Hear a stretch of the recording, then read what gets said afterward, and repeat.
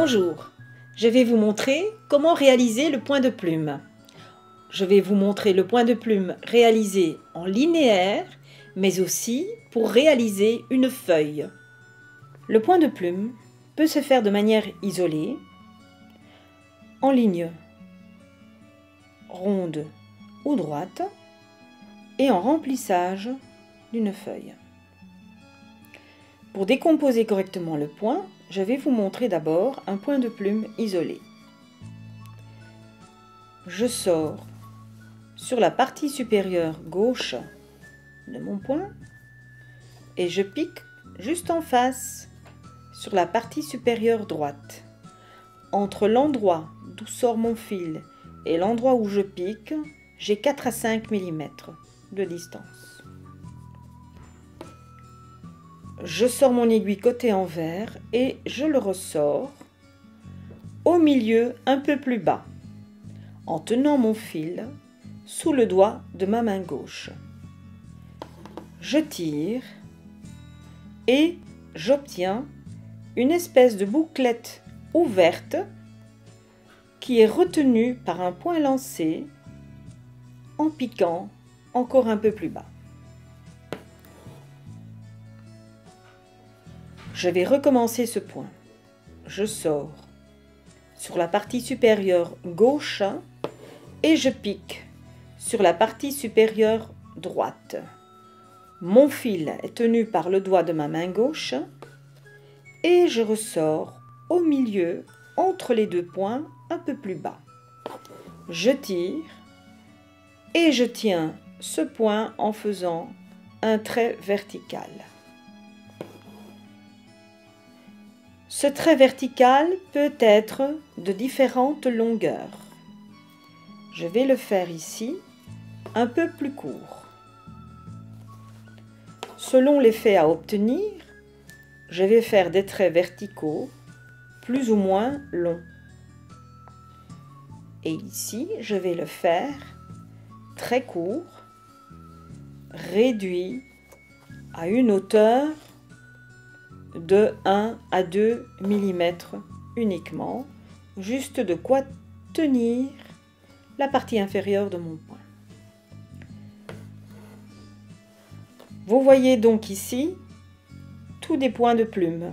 La seule différence, c'est le trait vertical qui retient la base du point. La forme du point de plume est donc un petit V tenu par un trait vertical plus ou moins long. Ici, je vais réaliser le point de plume linéaire. Je sors à la partie gauche qui correspond à la même partie que là et je pique sur la partie droite qui correspond à la même partie que là, mon fil étant soutenu sous le doigt de ma main gauche. Je pique, je tire mon fil côté envers et je le ressors à la base du V pour piquer au point suivant dans le creux du V suivant à faire. Voici mon premier point de plume réalisé. Je vais faire le second. Je ressors à gauche, je tiens le fil avec mon doigt de la main gauche, je pique à droite et je ressors à la base du trait vertical précédent. Il suffit pour obtenir ma ligne composée de points de plume de réaliser une succession de points de plume qui se touchent de cette manière. C'est très pratique pour broder des tiges de fleurs, de marguerites,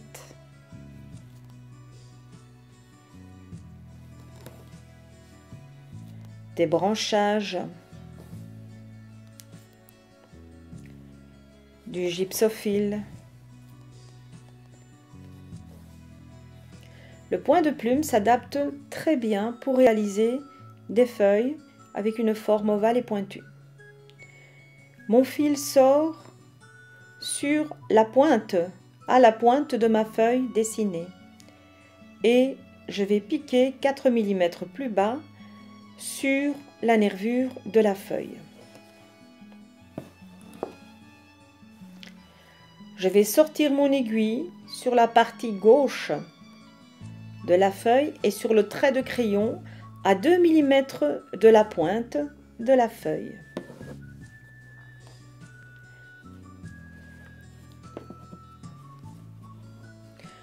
Je vais tenir mon fil sous le doigt de ma main gauche et je pique sur l'autre côté de la feuille, toujours sur le trait du crayon, en vis-à-vis.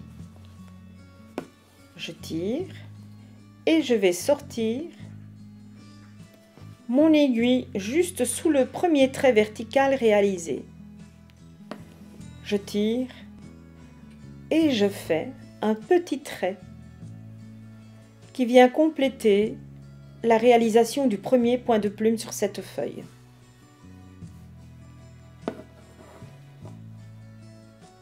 Je vais réaliser un deuxième point de plume. Je sors sur la partie supérieure gauche, toujours sur le trait de crayon de la feuille. Je tire le fil que je bloque sous le doigt de ma main gauche et je pique sur l'autre côté de la feuille, toujours sur le trait de crayon, en vis-à-vis. Je refais la même chose. Je sors mon aiguille à la base du point de plume précédent. Je tire et je refais un petit trait qui vient compléter mon second point de plume. Je vais ainsi procéder jusqu'au bout de la feuille en réalisant des points de plume qui s'adaptent chaque fois à l'élargissement de la feuille, et je dois toujours sortir mon fil et piquer sur les traits de crayon pour pouvoir m'adapter justement à la forme du dessin.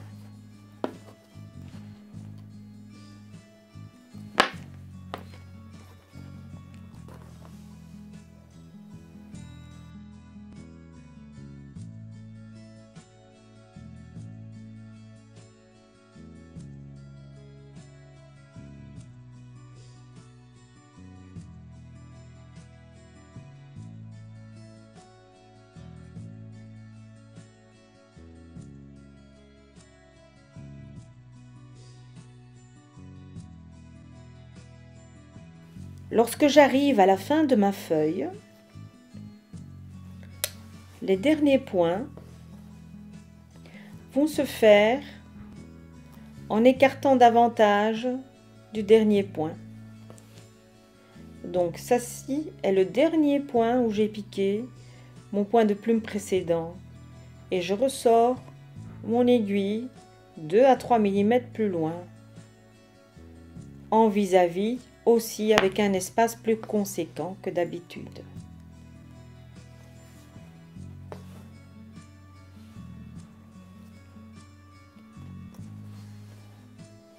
Voilà. Je termine avec ce dernier point et je vais pouvoir faire la petite tige de la feuille en sortant un fil plus loin et en réalisant cette tige au point de tige.